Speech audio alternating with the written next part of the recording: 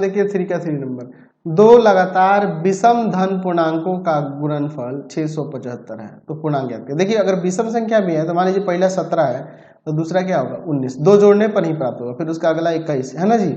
लगातार अगर संख्याओं की बात करें तो दो दो जोड़ने पर प्राप्त होगा, तो इसमें भी हम लोग सम धनात्मक पूर्णांक जैसा ही करेंगे। तो मान लेते हैं कि माना पहला विषम धन पूर्णांक, विषम धन पूर्णांक क्या है x है, दूसरा विषम धन पूर्णांक, विषम धन पूर्णांक क्या हो जाएगा, तो विषम धन पूर्णांक हो जाएगा x प्लस का 2।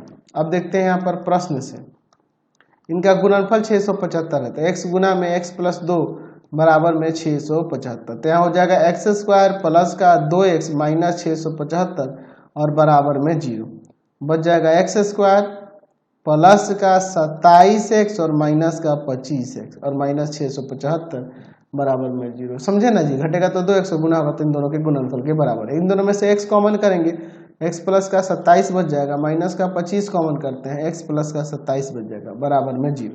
यहाँ से अब क्या करते हैं, इसको अलग अलग कर लेते हैं, हो जाएगा सॉरी एक स्टेप और बच गया, x प्लस 27 कॉमन कर लेते हैं, बच जाएगा x माइनस 25 और बराबर में, अलग अलग करोगे तो x प्लस का 27 बराबर में 0 और यहाँ से x माइनस 25 बराबर में 0, तो x बराबर में यहाँ से माइनस का 27 और यहाँ x बराबर में 25।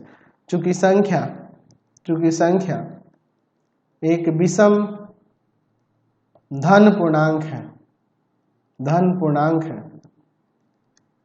इसलिए x बराबर में हम लोग क्या लेंगे 25 लेंगे। तो यहाँ पे लिख सकते हैं कि पहला विषम धन पूर्णांक जो होगा, विषम धन पूर्णांक जो होगा वह हो जाएगा आपका 25 और दूसरा क्या हो जाएगा यहाँ पर, दूसरा विषम धन पूर्णांक, दूसरा विषम धन पूर्णांक क्या हो जाएगा x प्लस का 2 यानी कि 25 और प्लस का 2 27 हो जाएगा। समझ गए। चलते हैं अब नेक्स्ट क्वेश्चन पे, क्वेश्चन नंबर 4 देखते हैं। देखिए क्या कह रहा है कि दो संख्याओं का अंतर 4 है और उनका गुणनफल 192 है, तो संख्याएं ज्ञात कीजिए।